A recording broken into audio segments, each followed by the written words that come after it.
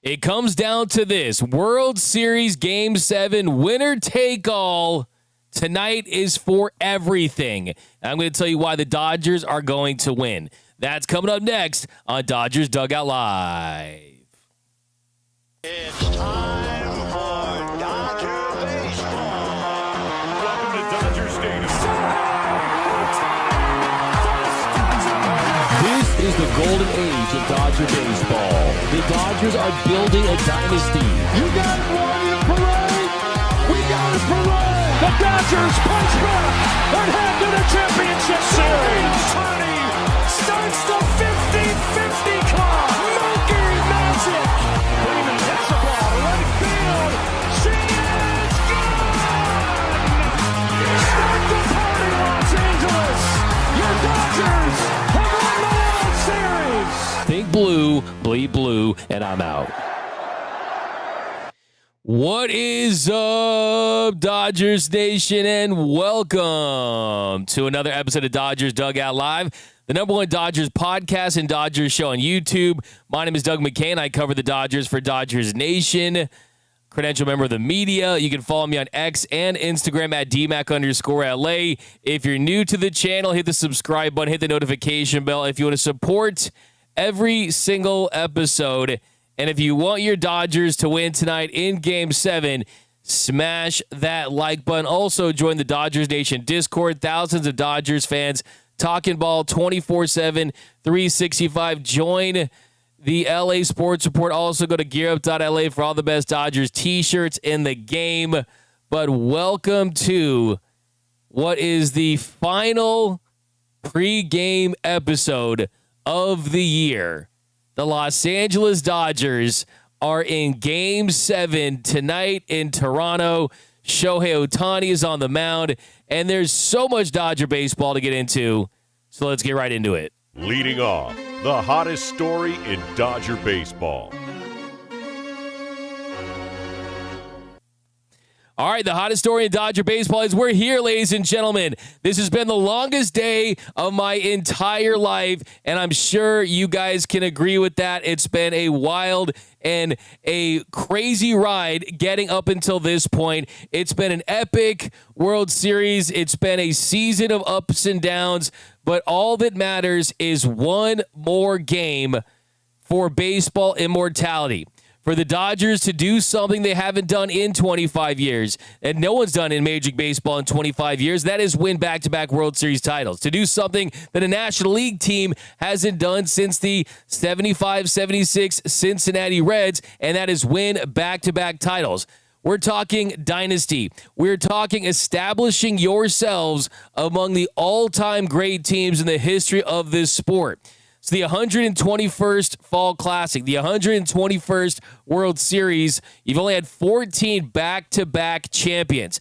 This is the Los Angeles Dodgers franchise that has done a lot of special things, so many special things. Their history is as deep and as rich as any franchise in the sport, but one thing they've never done is win back-to-back titles. We are living in the golden age of Dodger baseball. We are experiencing it in real time. We are going to talk about these names and this team for the rest of our lives.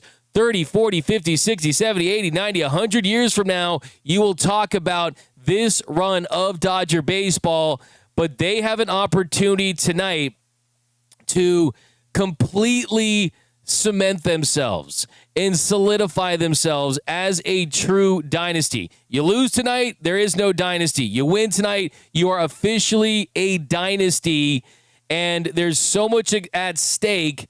And as we've said all week, Shohei Ohtani is going to be the opener. So let's not forget that this is a moment for him as well, coming off of last night. And we're not going to talk too much about last night.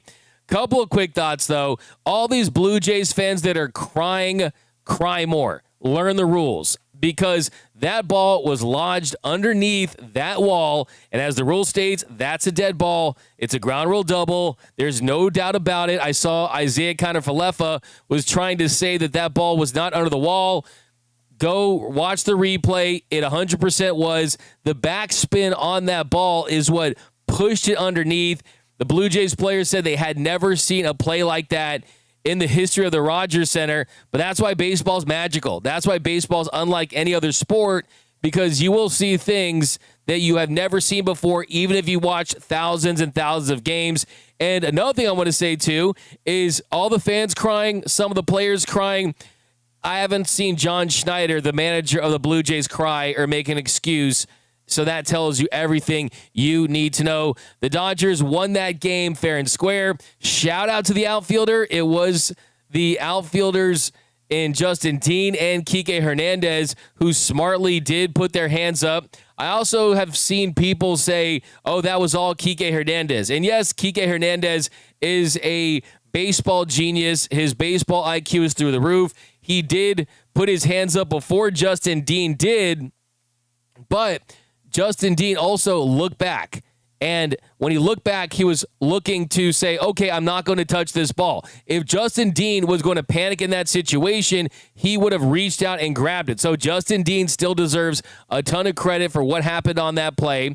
Kike Hernandez in that double play to end the game, I've just racked my brain about it, watched a lot of highlights, and I think you could make the case that that is one of, if not the best defensive plays ever in the ninth inning of a World Series. For Kike Hernandez to not, if you go back and slow it down, Kike Hernandez was not even looking at the ball. He was looking at Barger because he knew he was going to try to double him up at second, and it absolutely saved the season. I see some comments here. I hope Drake shows up again. I like it. Yeah, I'm just kind of going on here. Don't have too much planned. I will say the Tommy Lasorda quote, though. The best possible thing in baseball is winning the World Series. The second best thing is losing the World Series. I will say to that, Tommy, Yamamoto's quote, losing is not an option. And let's look at the lineup, which is exactly like the lineup that we saw win in Game 6. You have Shohei Ohtani batting leadoff at DH, but starting the game. We'll talk more about that in a second here. Will Smith batting second behind the dish. Freddie Freeman batting third at first base. Mookie Betts in cleanup again. Mookie came through last night with a big 2 RBI single in the third, and that really set the tone and gave the Dodgers all the offense that they got, and turned out to be all the offense that they needed because the pitching was so clutch in big spots. Then Max Muncy right behind him at third, batting fifth. Teoscar Hernandez in right field, batting sixth. Tommy Edman batting seventh in center field. Kike Hernandez batting eighth in left field, and Miguel Rojas batting ninth in second base. So you have got Tommy Edman in center field dealing with that ankle injury. Still, he was fine. And also, you have him as a possible defensive substitution. You can throw Justin Dean just like you did yesterday late in the game. I think if the Dodgers have a pretty nice lead, you could put Justin Dean in the game earlier. You can also put Andy Pages in the game earlier as a defensive substitution for Teoscar Hernandez in right field. So that's another thing you could do. And you look at the rest of this lineup, I mean, this is a lineup that did not score a ton of runs, but they did inspire something. And they inspired Mookie Betts, where Dave Roberts told Mookie before the game that he was going to get a big hit. And Will Smith batting second, as I've been pushing for over a month, he gets the big hit early to get the Dodgers on the board. And also, I think you're going to get the benefit of not having to face a nasty splitter. And we saw the last couple of games against Trey Savage, against Kevin Gausman, the Dodgers, they struggled mightily against that splitter. They couldn't lay off it in key situations, and that's what you want to do against a splitter. You want to find a way to lay off it, have the pitcher work up in the zone, try to find a heater you can drive, but they weren't able to do it. And since the beginning of Game 5, the Blue Jays have out-hit the Dodgers 17-8. Thankfully, the Dodgers made those hits count there, and the pitching stepped up. But that splitter is what really hurt the Dodgers.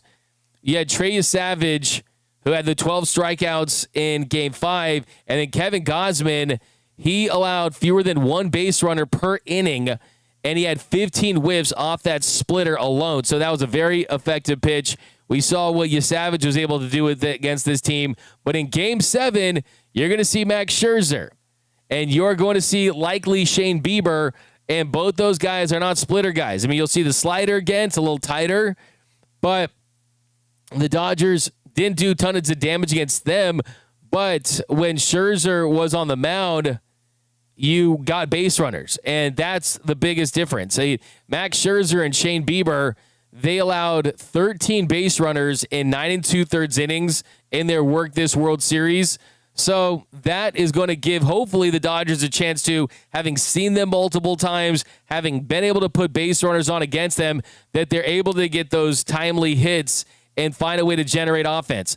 The number one key to start today's game is early scoring. In the postseason, if you outslug your opponent, if you score first, you significantly increase your chances of winning. And yes, it sounds so simple, but what that does is it puts a lot of pressure on the opposing team's offense. It takes some pressure off your pitching. And we also know this is a really good front-running Dodgers team that when they get a lead, they can smell blood. And they can go out there and pour it on teams. And they're capable of doing it, even though they haven't shown it this series. Tonight would be a perfect night for the offense to just explode against Mr. Dead Arm, Max Scherzer, and Shane Bieber, and the likes of the Toronto Blue Jays. So I look at this offense, the game plan really that you want to follow with this team is you just want to, against Max Scherzer, if he's throwing strikes, if Max Scherzer is throwing strikes, I think you want to be a little more aggressive in the zone and try to find those pitches to hit and do damage. If he's not in the zone, then I think you want to get that pitch count up, and then you want to get guys on base, and then you want to get that timely hit. But I would not have any issue with this Dodgers team being aggressive against Max Scherzer in the zone, because he does not have the stuff that Kevin Gausman and Trey Savage have. And I think that if you are too disciplined and you are not as aggressive, that it could be to their advantage, just because I don't think his stuff's that good. And the Dodgers, they have an opportunity to try to really, really impose their will against him. So I think that has to be part of the game plan here, because with him taking the ball, we know what he's going to want to try to do. We know that he's going to want to try to take it to this Dodgers team.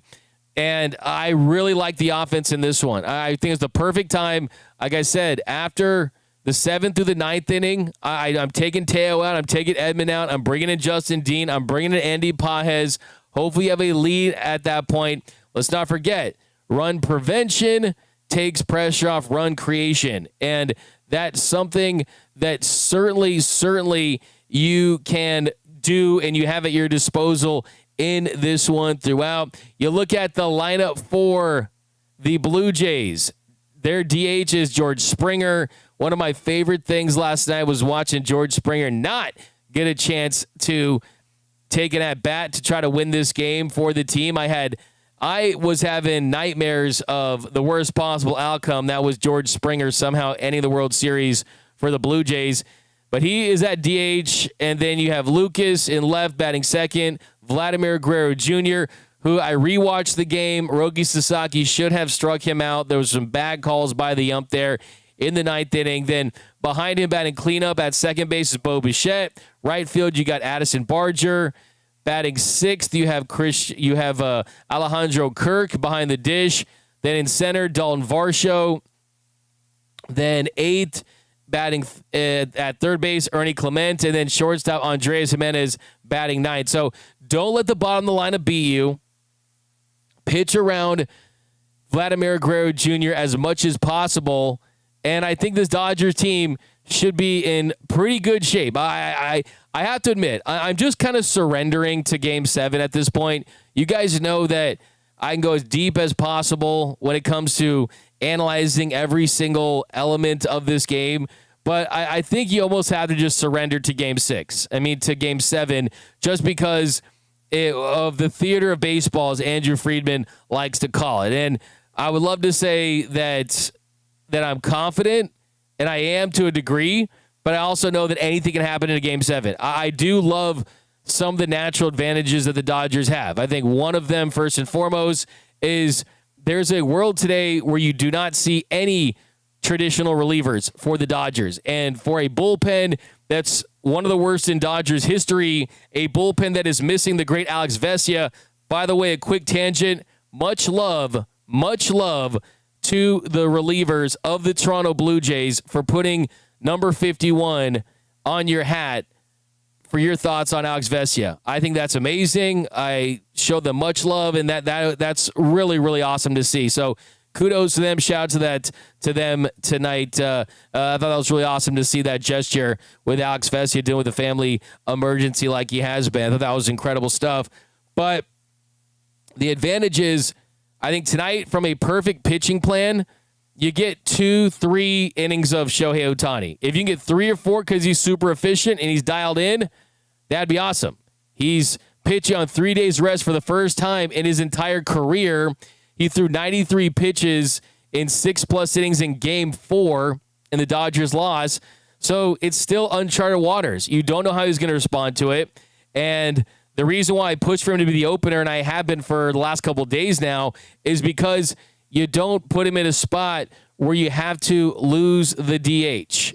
And you're not losing the DH. And that's why starting him made the most sense, because it allows him to stay in the game as the designated hitter after he's done pitching. You don't have to open up Pandora's box of, okay, one, you're not getting his impact as a pitcher if you wait to use him later because you don't know if you're even going to have a lead, right? So there's that, and you just don't have to worry about throwing him in the outfield, which he hasn't done since 2021. So I love the decision. So I've been pushing for it. We got what we wanted.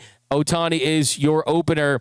And you look at the rest of the options in this game.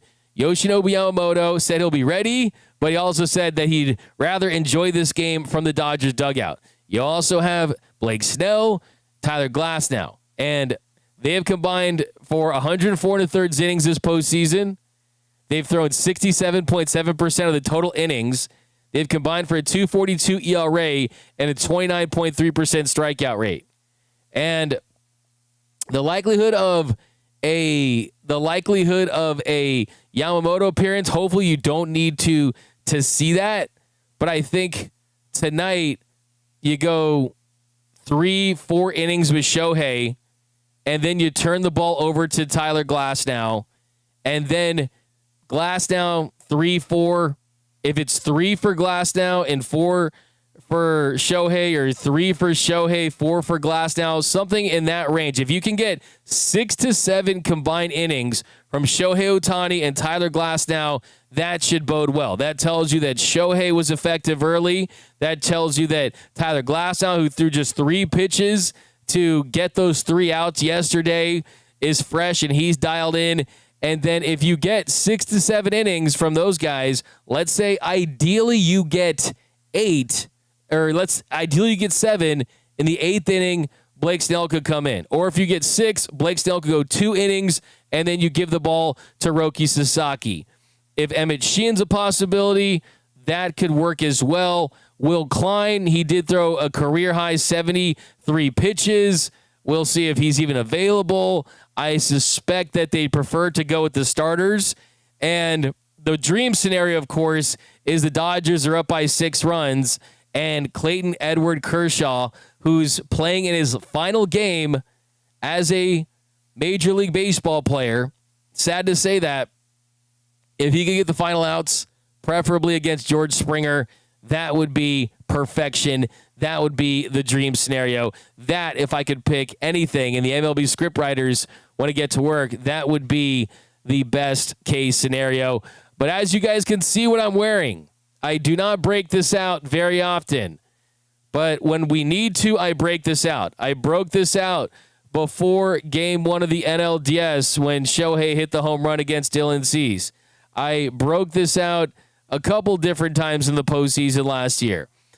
But I also broke this out when Shohei Ohtani was at his lowest point. And I told you he was going to hit a home run and go 6 innings. But he ended up going 6 innings, hitting 3 home runs. This is the slump-busting, I need a big game from Shohei Ohtani jersey. There's magic in this thing. That's why I'm not even a jersey guy anymore. But I break this out for special situations, and tonight is special. This is a Shohei Ohtani game, and that's why I think I had to break this one out for this one. So, hey, that's where we're at as a team. Let's hear from Dave Roberts. Actually, let's read some of your comments here. Then we're going to hear from Dave Roberts, and then we'll let you guys get ready for the game. Get settled, okay? This is going to be a big night. Could we see shoeies? Are we going to be partying? That's going to be something that hopefully we see. And this has been a special year for you as fans. This has been a special year for me, starting in spring training, going to Tokyo, All-Star game, going to over 80 games this year as a media member, and covering this team. There's a special connection that I know you have with this team, a special connection that I have with this team, this city, this fan base has with this team. And for me, the number one thing that I'm hoping for tonight is that this Dodgers team puts it all together, and that last night springboards them into Game 7. Now, your momentum is only as good as your next day starting pitcher. That's a cliche because it's absolutely true. But I think yesterday we saw what Dodger baseball looks like when it's, okay, we're going to find a way to win. Bats only scoring 3 runs, fine. We'll get it done from the pitching side. Robleski gave you big outs. Roki, then Tyler Glasnow, defensively. You just found a way to win. And the biggest reason why I want this win tonight is because this has been a special season. Even though it's been a rocky regular season, there were ups and downs. This postseason has been as memorable of a postseason as any Los Angeles sports team. I mean, you look at some of those Lakers teams, Dodgers teams.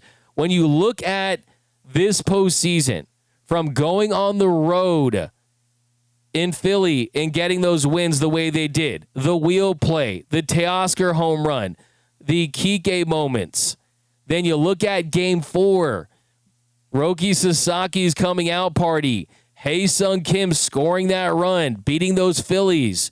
Then you look at the NLCS, Game 1, escaping there, Roki Sasaki, Blake Trinan, all the stress of that series. Game 2, the complete game with Yamamoto. And then the all-time game from Shohei Ohtani where he had 3 home runs and had 6 innings of 10 strikeout scoreless ball in the clincher. And then you look at this World Series, the complete game from Yamamoto in Game 2, the all-time classic, one of the greatest games ever played in Game 3, the 18-inning classic where Freddie Freeman hit the walk-off home run. Yesterday's all-time great game with one of the best plays ever in the World Series, that double play to end the game. The reason why I'm bringing up all these plays, the reason why I'm mentioning all of this is all of those moments are not going to feel the same unless you win tonight. You'll still look back fondly at them. You'll still think, wow, that was awesome that Shohei did that. Wow, that wheel play was epic. Wow, that double play was great. But you're not going to feel the same about it. You're not going to want to rewatch that 18-inning game as much unless they win tonight, because then you're always going to think of, wow, we end up losing the series. How many times you watch 2018, the Game 3 with Buehler? I was there. I watched it a couple times, but it still stings when you watch it because you know that you lost that series. So part of the reason why I want to win tonight for the Dodgers is it is the perfect ending to what has been one of the all-time most dramatic, most entertaining, most iconic postseason runs that any team has had, quite frankly. And I want to be able to relive those memories. I want to be able to look back at those plays the same way we do the NLCS. I think you could see the parallels with yesterday's double play to the one that Justin Turner made against the Braves, where you get Dansby Swanson, you doubled up Austin Riley at third, and that prevented Marcell Ozuna from getting an at-bat. And the same thing with George Springer, not doing that. And Justin Turner doing that Superman play, right? So This is a special team, and also this is the last dance. Let's just call this what it is. This is a last dance. This team is the oldest roster. They're getting old. Freddie Freeman and Mookie Betts, how many prime years do they have left? This is Clayton Kershaw's last game. Tonight's the end of an era. Tonight is the end of an era for Dodger baseball with Clayton Kershaw playing his final game. And then also, a lot of these guys in this core, there's no guarantee Rojas is back. There's no guarantee Kike Hernandez is back. Sure, they could be. No guarantees. And there's no guarantees they're going to perform like this in the future because they are getting older. I broke the news that Miguel Rojas wants to retire after next season and that he wants to finish his career as a Dodger. No guarantees. Max Muncy, $10 million club option. No guarantees that he's going to perform like this. Alex Vesia, not on this roster because of a family emergency. Win for Vesia. Win for a Dodgers team that has a chance to win and become a dynasty. So much to play for in this one. D-Mac, you made me cry. Hey, I'm just trying to lay it out for you guys. Scherzer wins this. Yeah, no way. We'll see. Let's let it play out. Let's hear from Dave Roberts, who has to say when he comes back. I want all of your predictions. Give me your score predictions, how this will play out, who's hitting a home run. Let me know down below. But here's Dave Roberts. A tribute to Alex Vesia. Obviously, the stakes are very high right now in the World Series. What's it mean to you and your team to have your opponents recognize the very real life stuff that's going on with him? It's everything. I didn't learn that until after the game last night, and I think it really speaks to the brotherhood of athletes, Major League Baseball players, that they'll all say that, you know, baseball is what we do, but it's not who we are. And for these guys to recognize Alex and, you know, what he and Kay have gone through, it's heartbreaking. It's not even a good enough descriptor, but for them to acknowledge that, it just speaks to how much respect and love they have for one another. It's a huge tribute to Alex. Yeah. We'll go to Fabian in the next row. Yeah, Dave, Yamamoto was moving around a little bit. Is he available tonight as well? We'll see how he is in catch play, but he said that if he feels good, he's definitely interested. The fourth row on your left, Sonia. Dave, the rotation has been so big for this team all postseason. How much confidence does it give you to have so many of them and possibly Yoshinobu too available tonight? It's amazing. But yeah, I mean, it's, you know, pitching is tough. It's tough on the mind, the body, and for each one of these guys to want to take the baseball and raise their hand and say, pick me, I'm available, is pretty remarkable for a manager to look out and say, everyone wants to, you know, take part. So they've been the backbone, certainly for the second half of the season for our club, and you know, they all want to participate, which is amazing. And Yoshinobu especially saw this in Game 3 when he got up in the pen and warmed up, but you know, he hasn't even really gone on regular rest. You know, what does it say about him that he's trying to be part of these important games? Character, compete. All of the above. It's just, you know, because it's past the physical. This is the mental part of it, where he's as strong mentally as a guy as I've seen. Go to the third row on your left.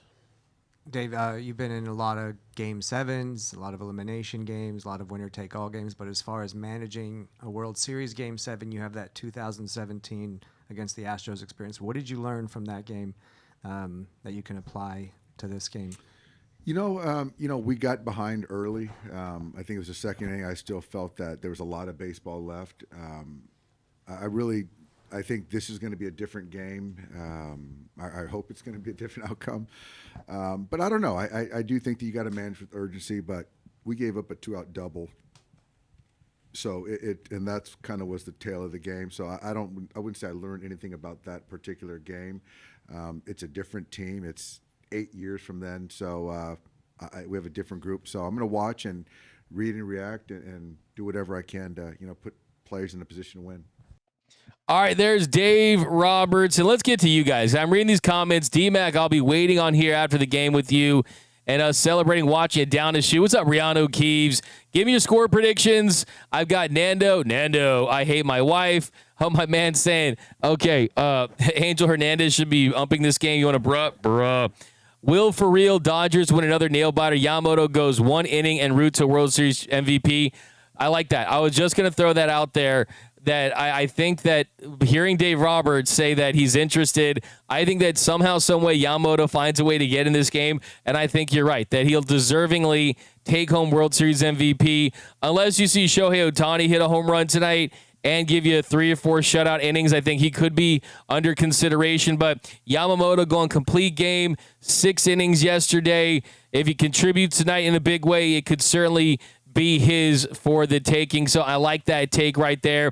I think the Bats are going to find a way to come alive. I really do. I think that the splitter was absolutely devastating to them. You're not going to see that tonight. They're going to see better pitches in the zone.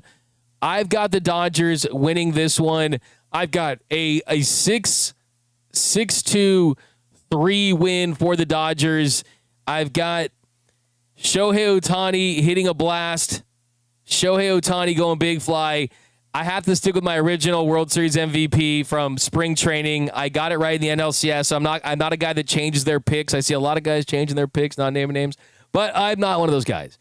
And I will stick with Shohei Ohtani going big fly and pitching well. And we'll see. If he does something special, a World Series MVP. But I would actually like to see Yamamoto somehow get it, because I think that Paul Skeens is going to win, of course, the Cy Young. But I think that Yamamoto is the MVP, the most valuable pitcher in baseball this year. I think the Bats come alive. I think that yesterday took a lot of pressure off them, and now there's a lot of pressure on the Blue Jays. It's just about finding a way to neutralize this offense. The ball plays really fast at Rogers Center, but hopefully the Dodgers Bats save their best for last in this one. And there's just a magic to this Dodgers team. And let's effing go Dodgers, baby. Let's go Dodgers. All right. Let me get everything. You got BJ's, Blue Jays. Okay. Dodgers 5, Blue Jays 2. I'm thinking Dodgers 5-3. Less slug, more contact, singles, doubles from Adam. Go Doyer and F Drake 2. Yeah, the Drake curse is real. How many I didn't know Drake was into the majors. I thought Drake was all about the minors. Okay. I said that a bunch of times now. El Monchingon. The Dodgers take yesterday's game, winning momentum into tonight and smoking some Canadian bacon tonight. Boom. D-Mac, Dave Roberts runs faster than Giancarlo Stanton.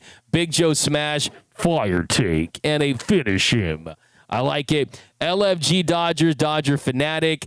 Yeah, by the way, so make sure guys are doing a giveaway after the game. We're doing a giveaway. Remember, am I supposed to be like a shoey shirtless like Kershaw? I don't know. But hopefully we'll be celebrating. It'll be the after party. Dodgers 8-2. Let's go Dodgers. June Tsukinu. LOL D-Mac. Drake Byrne. Fire. What up, Nando? I see some of you guys talking about Michael Duarte, who said it was over for the Dodgers. Well, hopefully Duarte, we can prove him wrong. And we love him here, so it's all good. They not like us. Job's not finished from Fu. Dodgers 8-4. Just win, baby. Let's go, Dodgers. Let's go, D-Mac. What's up, CSH? All right, guys, let's do some more here. Give you guys about 30 minutes to get ready before the game. But that's my prediction. We got let's effing go, man. From Steven. Jays win game 7. Okay. D-Mac, do you think that they should bring Kershaw in for at least the third out? I don't think that Kersh wants to be a prop in a game, right? I mean, if they're winning big, I would love to see it. I mean, if it's a 5-run lead, then I want to see it. If it's a 4-run lead, I think you don't want to tempt the baseball gods by doing something silly that could make things even worse. So yeah, I like the idea of Roki or Yamamoto getting the final outs if it's closer, and then if it's a laugher, Dodgers run away with it. Absolutely, that'd be the dream scenario, seeing Clayton Kershaw get the final out tonight. But I just want to win. I don't care if it's 1-0, 10-0. I just want to win any way possible, because this team is too special. They've come too far just to come this far, and to win Game 7 on the road, it would be as impressive as anything we've seen in recent memory. To win back-to-back titles would be so incredibly special. But, all right, guys, Kershaw wants to compete. Kershaw already had his moment, just like Klein and Snafu. I think that's a fair take. I mean, Kersh came in the 12th, He got the ground ball with the bases loaded to preserve the tie there. So I think he already contributed in this World Series. Jason Alamio, 999. My keys to a Dodgers win: get to Scherzer early, score 3 in an inning, and sprinkle in a couple more and play clutch defense pitching. Like LeBron said to them in 2020, eat your breakfast. I like that take. And early runs is pivotal. Give me a 3 spot in the second inning. Give me a 3 spot in the first inning. If you give Shohei Ohtani a lead, we know this Blue Jays team is going to put up a fight. They're a really good team with an explosive offense that runs the bases well, that hits for contact, that's going to put pressure on your pitchers. And the last thing you want to see is a 3-1 game late like yesterday. And you got the pitching advantage tonight. Take advantage of that. That was always the plan this postseason, was to lean on the starting pitching. And tonight, my hope is if everything goes right, you see no traditional relievers, no Blake Trinan, no Anthony Bonda. Robleski was great, but I think that tonight your lefty is Blake Snell coming out of the pen. So it's going to be one for the ages. Get your popcorn ready. The Dodgers are going to win the World Series tonight. I can feel it in my bones. And if not, no. Losing is not an option, like this man said right here. And this is a Dodgers team that's built for this. They're hungry.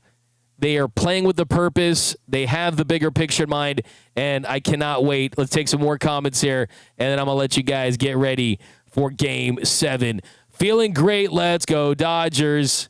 Dodgers will put up a fight, too. Get to the Blue Jay bullpen early. That's from Adam Young. Sooner you can get to Bieber, sooner you can get to Hoffman, sooner you can get to Louis Varland. Absolutely. I think tonight the bats need to step up, and they need to get the pitchers' bats, because the bats have been carried by the pitching all postseason. Tonight's a night for the Dodgers offense to come to this game and do what they're capable of doing, and that's being an explosive offense. I'm thinking a bomb from Freddie Freeman, a bomb from Shohei, a big night from Max Muncy, Will Smith making hard contact, bottom of the order, getting walks and getting base hits, putting some pressure on so Shohei can hit with runners in scoring position. I want the Dodgers to see red against the Blue Jays with the bats tonight. Why I don't want Snell? Really? Snell was good last game. I mean, it was tough. But I think Hoffman is chicken dinner. Bong Song Scherzer will have dead arm, and the Dodgers will finish him. Let's effing go, Dodgers. Dodgers team no-hitter coming up from Paul Gutierrez. Jose Aguirre, we got this, Torta Nation. Let's go, Dodgers. Back-to-back. Tortas for life. I hope Ohtani got 10 hours of sleep. All right, guys, this is a 4-hour game minimum. Dodgers win. This is what we do. We will succeed. All right, guys, check me after the game. We'll be live the second the game ends here on Dodgers Nation. You too can find us on X and Facebook as well. My name is Doug McKain. You can follow me on X and Instagram at DMac_LA. Hit the subscribe button, hit the notification bell, hit that like button for your Los Angeles Dodgers. And until next time, which will be in a couple hours, where we'll hopefully be celebrating the 9th World Series title in Los Angeles Dodgers and Brooklyn Dodgers franchise history.